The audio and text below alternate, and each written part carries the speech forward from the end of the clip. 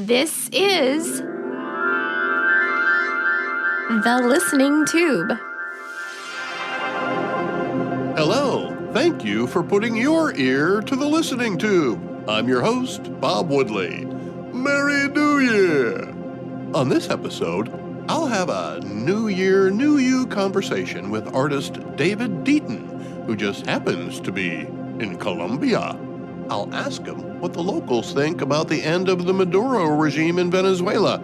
And David will also tell us about how his art gets people talking about politics without wanting to beat each other over the head with it. But first, Not the headlines.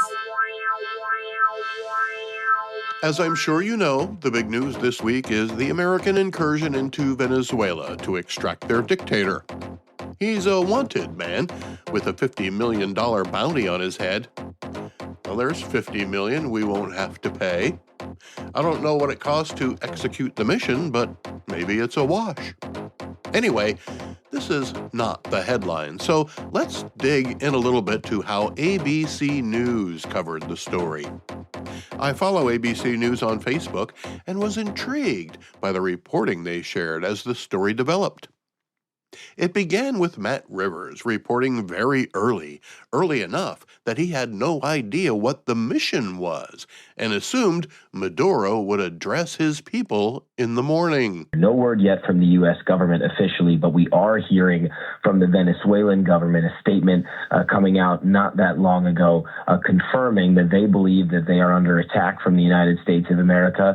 They believe that civilian and military areas of Caracas, the capital there, have been targeted, as well as areas in the states surrounding the capital area, Miranda, Aragua, and La Guaira. So these are all areas where we know that the Venezuelan military has a large presence. This is a very populous area. Millions of people live in the surrounding area, the metro area there in Caracas, but still very early, and I think that that's worth noting here. It's the overnight hours, lots of information still coming in that needs to be confirmed. But what is confirmed here is these explosions across the capital there, signaling what appears to be a major escalation in the ongoing campaign against the Maduro government. And one thing I'll point out here, we have not yet heard directly from the president of Venezuela, Nicolás Maduro. We haven't seen him yet. That is certainly something that the people of Venezuela are going to be looking forward to hearing at some point overnight and into the morning hours. Matt, any more information you can give us on those targets? You did mention civilian and military targets. Any more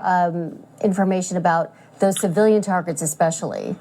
No details yet in terms of what we can firmly report, but what we can say is that when you're talking about military assets in and around Caracas, you're talking about a mixture of civilian and professional military. Within Venezuela, there are a number of different levels of the security state, and the government there treats them all as one collective unit. So you have the Venezuelan military, but you also have these civilian groups known as colectivos. You have the state security apparatus, and we know that some of these bases where these military groups, where these security groups operate, are located in civilian areas. So if you are attacking military targets, you could certainly be doing so in areas surrounded by a civilian population. I've spoken to several contacts overnight who live in the Caracas area, and people are obviously extremely scared.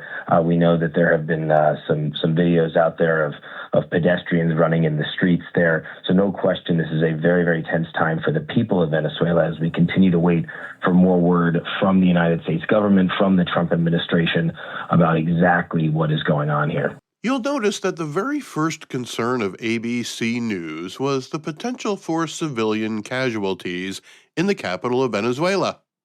Perhaps it's a legitimate concern, knowing how deadly the tools of the American military can be. After all, bombs were dropping all around, and it must have looked like an all-out war with no regard for extra battle casualties, or what is sometimes called collateral damage.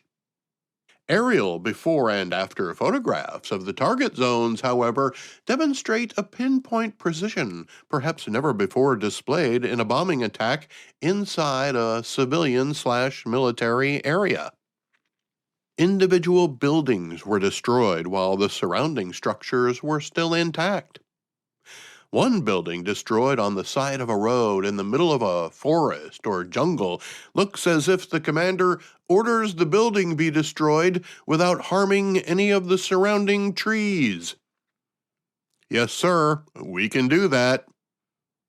There were literally no reports of civilian casualties as a result of the U.S. invasion. The actual mission had still not been revealed. Then, about 15 minutes later, strikes were always a possibility given that force buildup that we've seen. But what is really going to stun the world, I think, is what happened, according to President Trump, that they were able to capture Nicolas Maduro and his wife and fly them out of the country. Remember, the United States has long accused Maduro of being a drug trafficker, of being the head of a group called the Cartel de los Soles, which is a loosely organized group in Venezuela that the United States says is responsible for pushing lots of cocaine into the Caribbean and up to the United States. There was a $50 million reward on his head at this point for information leading to his capture and arrest. And so it does appear the president is leaning into that, talking about the operation being done in conjunction with U.S. law enforcement, perhaps seeking to fend off questions down the road that might come up about the legality of strikes like this. So he's leaning into the law enforcement element of this. But there is no question this is a stunning overnight series of events in the country of Venezuela, not just these strikes themselves, but also the apparent capture and flying out of the country, the head of government of Venezuela, Nicolas Maduro, and his wife. So now that they know what the mission was, they turn to the legality of it. Even after Selena Wang notes that the mission was flawless. Yeah, the president says that news conference is happening at 11 a.m. here in Florida at Mar-a-Lago. And the key questions are still outstanding. For one, was Congress notified? Are U.S. troops still on the ground in Venezuela? And critically, what is next for the country? What is President Trump's vision for that country? For weeks now, President Trump has said all of this is about going after drug traffickers, but it is clear now that this is about far more than that. So that's the first thing you want to know? Was Congress notified? I would defy ABC News to find a single regular American within hours who, just finding out that the United States used a military action to remove a wanted criminal from another country, first wants to know if Congress was notified in advance. Really, ABC News, that's what you think the biggest question is? You are right that we want to know what's going to happen next, and maybe you'll be kind enough to tell us after it happens. But it's only in your own bubble that you think the most important question is if Congress was notified. Before positing the question, perhaps you could have looked up the legality and protocol yourself. That's what journalists do, rather than simply thinking out loud. How many lawyers does ABC have on its staff? They'd rather plant seeds of doubt in the minds of their viewers than inform them of what happened and why. And if that wasn't enough, just to make sure you're aware of suffering you didn't care about, ABC News was quick to post a story about how flights were canceled in Caribbean airspace because of the operation. 9:18 a.m. Hundreds of flights canceled. Oh, those poor people stuck on the beaches of Puerto Rico and other Caribbean nations and islands, and I think they managed. When President Trump announced later that the U.S. would run the country until a transition could take place, liberals went crazy. But it doesn't seem to be anyone in the Trump administration calling the shots in Venezuela right now. And that's probably the question most Americans have. What's next? Not, was Congress notified, or what about international law? Well, there's no such thing as international law. The closest thing we have is the Geneva Convention. Congress did not need to be notified, and Maduro and his wife will face American justice. Regardless of how ABC and other legacy media may try to pull you in a certain direction, the fact is, most people think it's a good thing that was done by the Americans. Certainly, the near future of Venezuela has certain shakiness right now, but it seems the people there are ready to get back to the country they were before socialism and dictatorship took over. The listening tube will return at the speed of sound. Send email to thelisteningtube@outlook.com. My guest today, David Deighton, much to my surprise, just happened to be near the border of Venezuela when it became the center of the media world. Before we got to why I wanted to talk to him in the first place, I had to ask about what's happening at ground level there. I'm based out of Santa Fe, New Mexico, but I'm in Colombia right now. Oh, Colombia. Well, Yeah. Are you near the border to Venezuela? Well, things take a long time to get anywhere here, so maybe as the crow flies, I might be. Okay. Well, There's some good conversations with people here. certainly a lot of action in the area right now.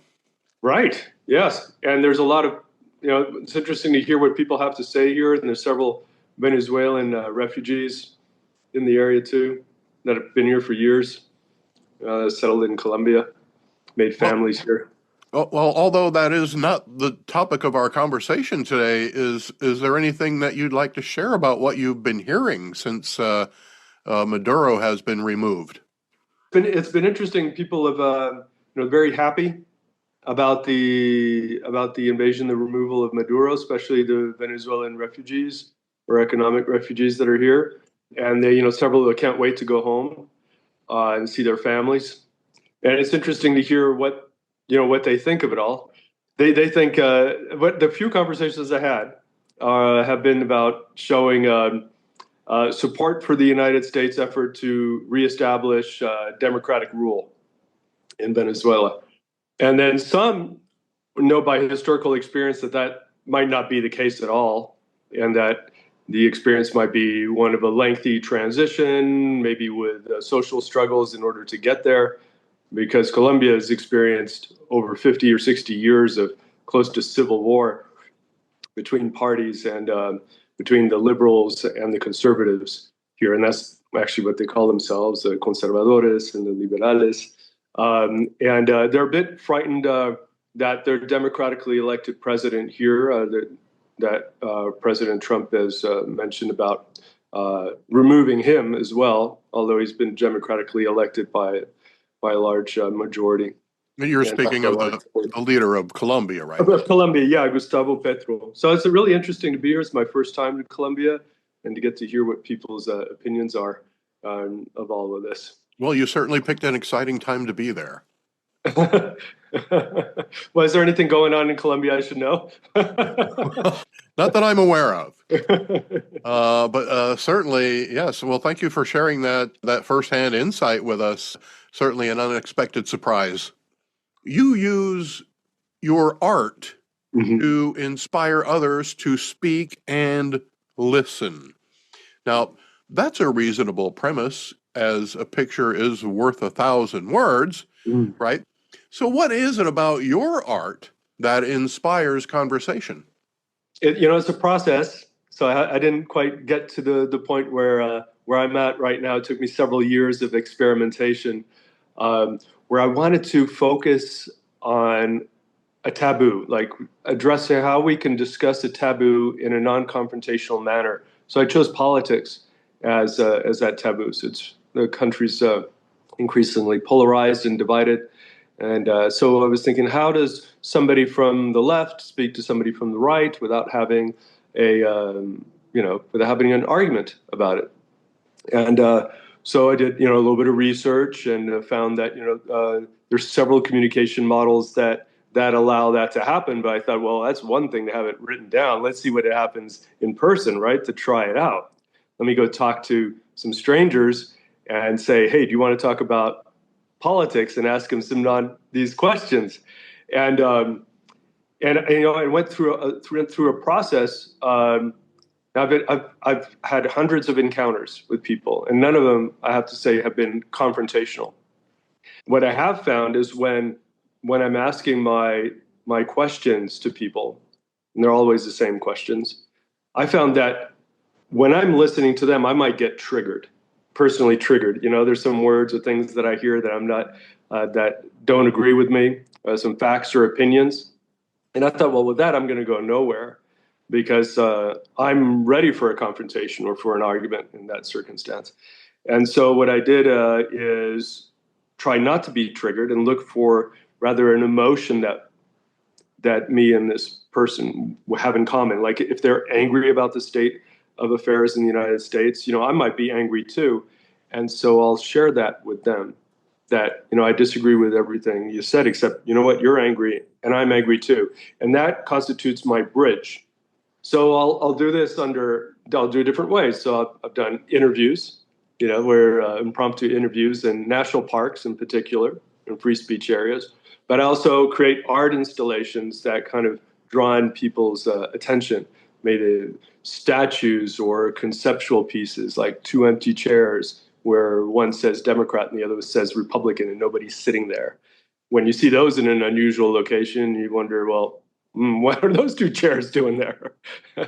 and so that gets the conversation hopefully going. Some pieces don't work as well as others, but I've had some fabulous encounters that were transformational, not just for me, but for other people that then wanted to go out and use the same techniques to talk to maybe estranged brothers, sisters, family members, friends that they no longer speak to because of politics, or just generally in their community. And for me, that's my payment. That's how I feel good about that when that happens. Now, it's interesting that you said the bridge is proclaiming that both of you are angry. Yeah, for example. Even though you may not be angry about the same thing, that it's a commonality among you now. Yes. So I guess what I'm wondering is why is it anger that can connect us more so than being happy about things? Well, if I share this, it doesn't have to be anger. I'm always looking for maybe a word or something that they have in common. And it's true. Most of the words are like people have they have hope that things are going to get the way that they envisage things. So that would be our connection. That word. Some words they might find the word to be the word. See, I'll ask them 3 questions, Bob. I'll just give you what the questions are so that people get an idea. And I'll just say them in a row and what happens. So I'll ask people, how would you describe the political system of the United States of America? And then the person answers, and I listen intently with all my senses and listen in to what they're saying. And then the second question is, how would you describe your feelings or reactions to the current state of U.S. politics? And there we get a little bit deeper, and there I might find some words that we can connect with. And then third is kind of a game where you finish the sentence, and it goes, politics in the United States, blank, and the person finishes that sentence. And when those 3 questions are done, I then ask the hardest of the questions. I ask them to give me one word that brings all of their answers together. And what I found, which is is quite interesting, is that they might have many things that they need to bring out and say, but in the end, that one word is often contrary to it. It's their aspirations and hopes, and they're positive, regardless of where you are in the political spectrum. And so leaving a person with that optimistic, usually message that they found themselves gives them an empowerment to go out and do something, to act by talking to someone else rather than relying on forces from above, being a democratic movement of the foundations of speaking to our fellow citizens. It's interesting that even though the answers to the first 3 questions may be somewhat negative, if not neutral, but that one word, as you say, is usually a positive word. Yeah. And I still can't figure it out because, I'm an artist. I'm not a sociologist or a linguist or anything, although I do ask people in those professions for feedback. But yeah, that's always intrigued me. I think it's because the framework that we have of America is that we have greater aspirations of what this country can bring. So although we see maybe through our filters a certain way, we do imagine that we have a better outcome in the future if we act in certain ways.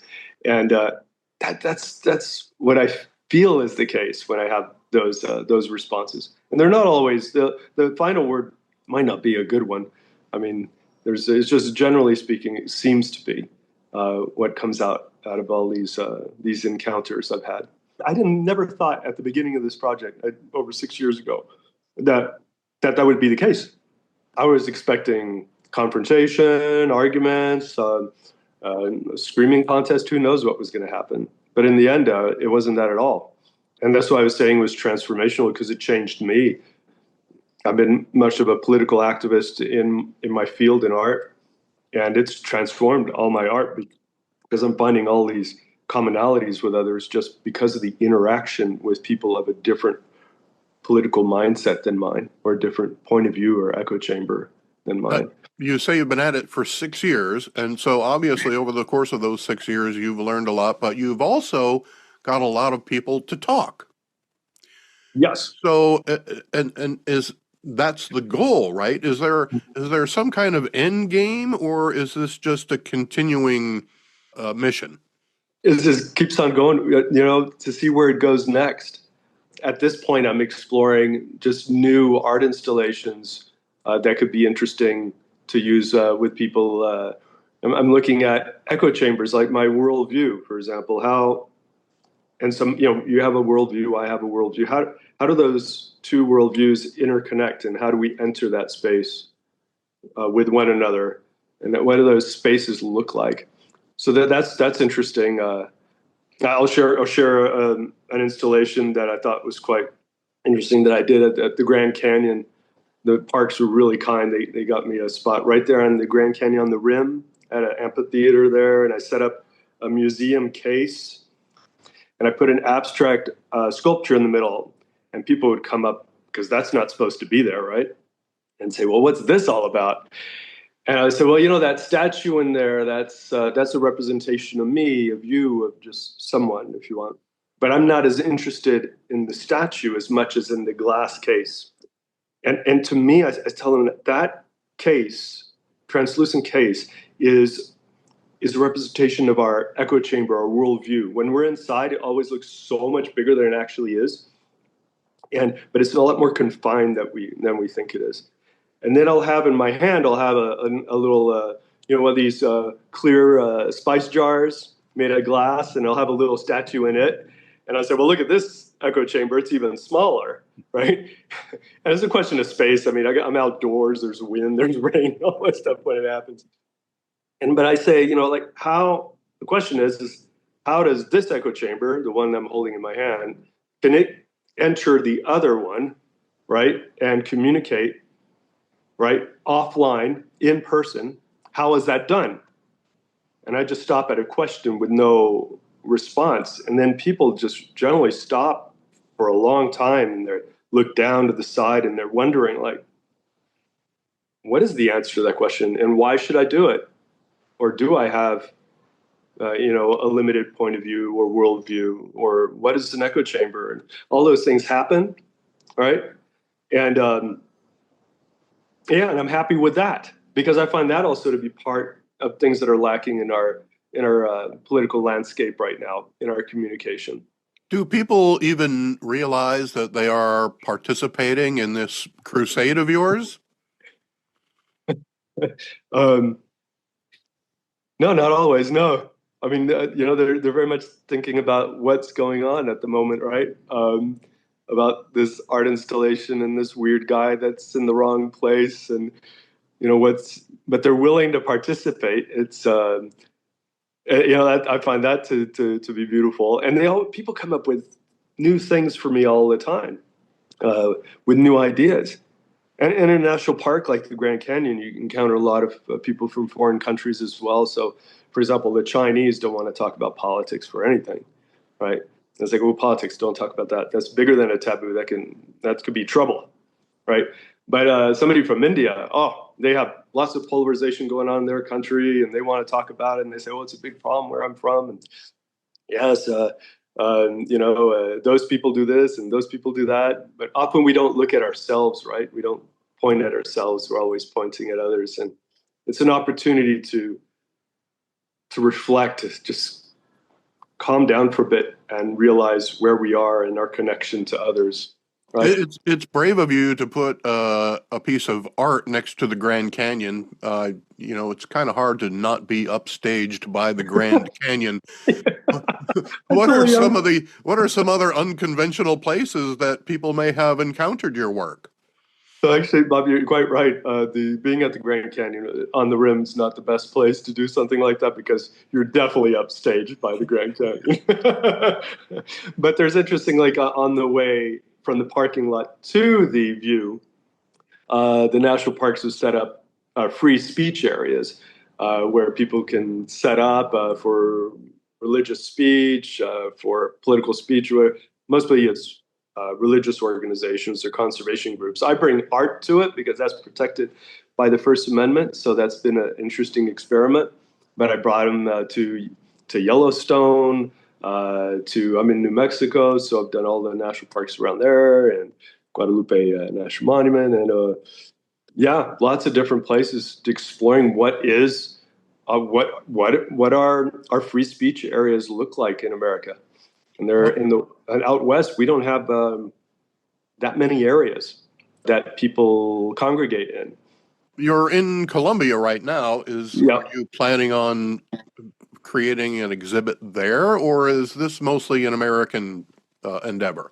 What I'm going to do is I've been creating also time capsules made out of ceramics.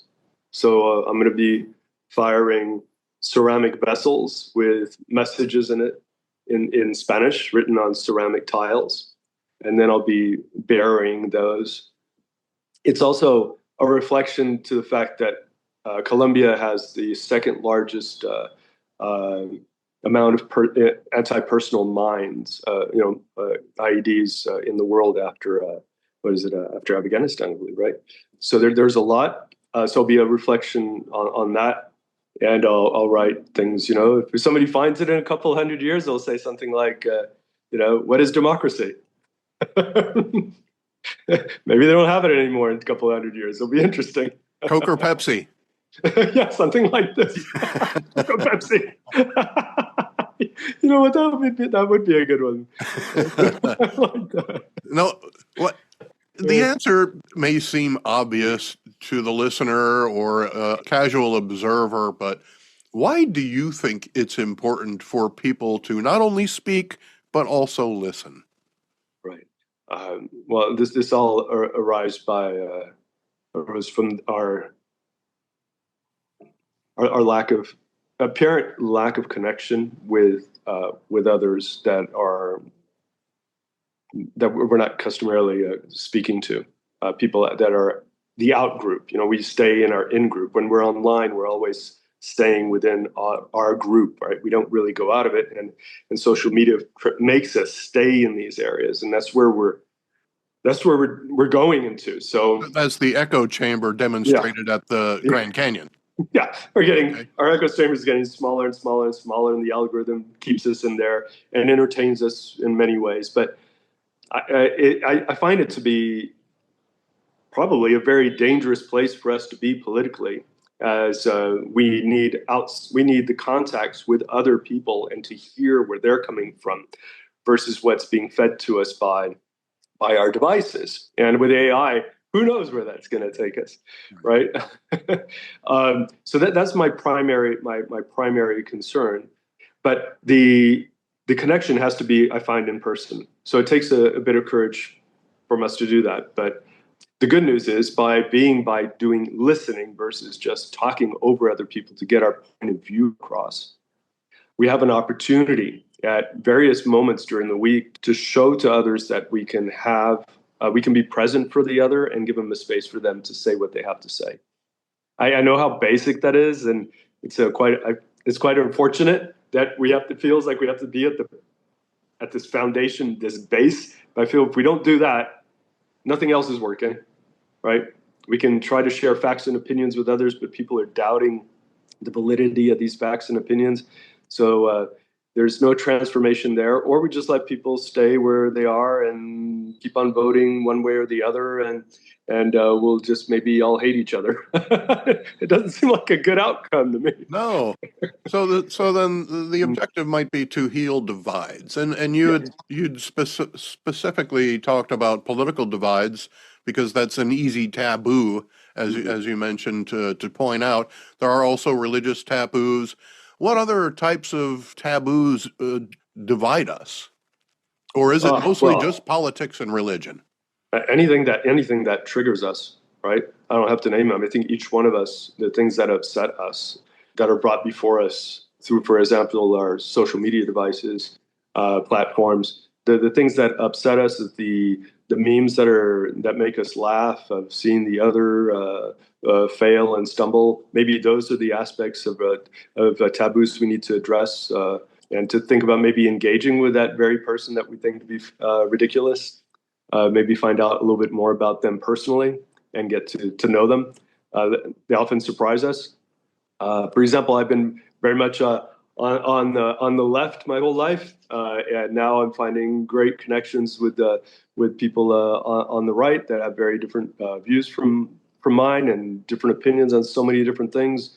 But we're still having a good laugh about things, and we're finding ways to be able to discuss it after being able to listen in and show them that I'm willing to listen and I'm willing to not be aggressive, right? Not to prove them wrong, just to be there for a bit, show them that bit of humanity right then. That right there is how it works for me.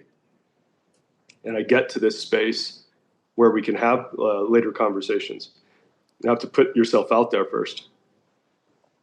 Now, I think it's easy to find all kinds of people who are willing to talk to their political opponents. It's probably a lot more difficult to find people who are willing to listen. Is there a type of person or a political persuasion or perhaps an environment that creates the people who are less likely to listen? Well, of course, what I do, it's going to attract certain people that are curious. So there's a question of curiosity. People that are willing to be approached by me or the artwork. So the curious, the child within us that's still curious to discover new things and ask questions and to learn. That's where it's at. I believe it's in curiosity. And if we can revive our curiosity, we stand a chance to be able to have. It's that type of person, I believe. That's the type of person that's willing to listen. Is the one that's willing to be curious again. Well, we could all be a little bit more curious, I think. It certainly wouldn't hurt. Now, how much responsibility does the national media in the United States have for the divisions in America? Well, I talked about social media platforms, but of course, yes, the traditional platforms of cable, of radio, of all these things have a big part to play because they have an audience to please. It's always good to, if that's what you do, then it's maybe a good idea to spend as much time listening to the other side and see what they have to say. But that takes a long time. That takes a lot of effort. If we spend hours listening to the same news network, I wouldn't be surprised that you have a singular view and you're losing your curiosity. It's gonna be more difficult having that conversation. So, or maybe not. Maybe it's worthwhile. Maybe that person can do it. I try to make a nice little mix of my media sources, and always try to check facts. And if it's a bit weird, I would, see where that's coming from, who said that, when was it said, what were the circumstances. But it's very time consuming to check every source of information that is brought to you. It's so much easier just to scroll through whatever's brought to you. But then you have to accept that many of those things are falsehoods, or just a single side of a fact, right? You have to go around the fact, see it from different angles. You need context. Yeah, right. Now, you mentioned it near the beginning of the program, you were sometimes triggered by opinions and facts. And the first question that came to my mind when you said that was, should we be triggered by facts or just opinions? That's interesting. Well, if I find so it becomes a matter of opinion if I believe that the fact that was given to me is false, right? And that's when I would be triggered. Like, well, that fact, I know that to be a non-fact, or it's a false fact as far as I'm concerned. Not a fact. I'd like to know more about it, right? So then it becomes a matter of opinion. So like, oh, I would think that's misinformed. So rather than focusing on like, well, this person's a fool because they're thinking this and I know better, I might want to, rather than say, oh, where did you get that from? I need to go several steps back and not focus too much on the things that triggered me. Now, when I was saying earlier, like 6 years ago, I would just regularly get triggered. It was very difficult for me to listen to what the person had to say because I just keep on using the word triggered. I'd be, maybe sometimes appalled, sometimes intrigued by what was said, and I could no longer hear the rest of it. You say you use gimmicks to get people to speak to their political rivals. You've been at it for 6 years. Have all of them worked? Oh, no, definitely. There's some that they were just as obscure to me as they were to the public. But most of them have. You can tweak things. The question of the gimmick to me is the excuse that we have. How does somebody start a political conversation with a stranger when they're not doing what I'm doing, going to a national park? Let's say you're meeting somebody at a grocery store and it's a super long line. I mean, and you just talk about the weather, but rather than the weather, you say, I met somebody, right? I met this guy in a national park that had these 3 questions. And then people start using it then. There's ways to plug them in. It's the story that we create in our interactions that allow other people to use it. So, for example, the gimmick, the art installation, is also kind of a story that allows people to share that story with someone else and then therefore start on the subject of conversing about a taboo subject like politics. And so that's what I mean by the gimmick. Okay, so the conversation might go, I was at the Grand Canyon and this goofball artist had this display there, and this is what it was, and this is why he did it, and I was just wondering what you think, and then you have a conversation. Now, I've always felt it was easier to start a conversation about politics with someone I don't know than with someone I do. Because I've already have or what I think is a clear understanding of their political stance. And maybe I don't want to hear it, or maybe I don't need it to reinforce what I already believe. Speaking with strangers seemed a lot more valuable and interesting to me. Is there somewhere we can go to learn more from your experiences? Well, I have a diary, a chronology of sorts on YouTube, which I just post the interviews, videos about different things, the art installations, and that's at the name of the project, which is Triptych Dialogue, which is a very strange word, but it's the 3 panels of religious panels. So it's written TRIPTYCH, dialogue with a UE at the end. And Triptych Dialogue will take you there, and you can find what the questions are that I've been using, seeing the different gimmicks, if you like, that I've been using. And it's not a channel that's meant to entertain. It's more serving as a diary of sorts for me. And people can go to that and just go out there and right now have a conversation with somebody, right? And listen in Listen, yeah, with a stranger, as you said, is easier than with somebody you're close to. I think so. I think it definitely is. That triptych, back in the day, the American Automobile Association used to have a thing called a triptych. Oh, And oh yeah. if you were going to travel somewhere, you could go to the AAA, your local AAA, and they'd print it out for you. It was on a spiral notebook, Yeah, and yeah. your whole route outlined on there for Yeah, I you. remember those. I used them a couple Yeah. of times, as a Actually, matter that of would have fact. probably been better because that makes more sense. But mine is like it's a 3-panel art piece of artwork that has 3 things on it, and it's not TIC at the end or TICK. Mine's TYCH at the end. But yeah, I like that one, Bob. That would have been better. Well, I can't give you permission to use it because AAA owns it, I Yeah, guess. right. Do they still do them? I don't know, probably not. But they can find your YouTube channel then, Triptych, what was it? Dialogue. Yeah, Triptych Dialogue. Yeah, Triptych Dialogue. Dialogue on YouTube. Sounds fascinating, David, and I really appreciate you sharing that with us. Now, is there anything that everybody, we're talking about talking and listening. Is there anything that everybody needs to say or something that everybody needs to hear? I don't know. No, I don't have an answer to that. The one that I know is to be able to just be in a mental space where you can listen to the other, and to find out that the other is very much us, as part of community. Don't be aggressive, just listen in.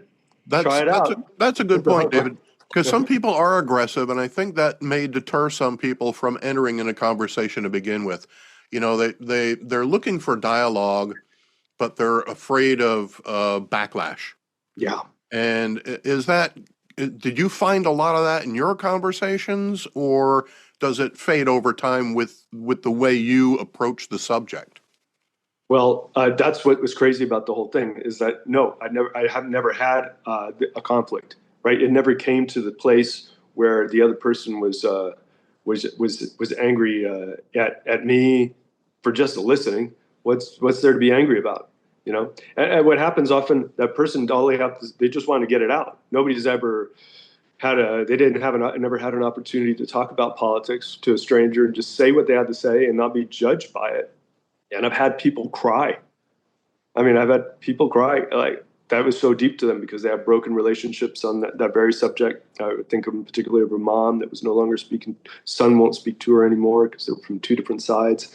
And that was tough. And I was there, I was kind of the age of her son. And so she was maybe projecting, but that was really tough. She got to say it through me as if she was saying it to her son. And it was very much like we should listen to one another and we should hear each other out. That was as a country. And that I found that very, very strong for me. But when we listen in, there's no argument to. If you say, I've got 3 non-confrontational questions, people will say, how can they be non-confrontational when they're about politics? And the point is when you listen, they're not confrontational at all. It's the other person that has to deal with their own inner conflicts to bring it out. And that's a process. So we're offering that to other people when we do that. When we listen to others, we're giving them a chance to resolve their inner conflicts to some place in this taboo that they're no longer able to speak about freely, except with people that they agree with. To get the answers to those questions and many more, David's YouTube page, again, is Triptych Dialogue. That's TRIPTYCH.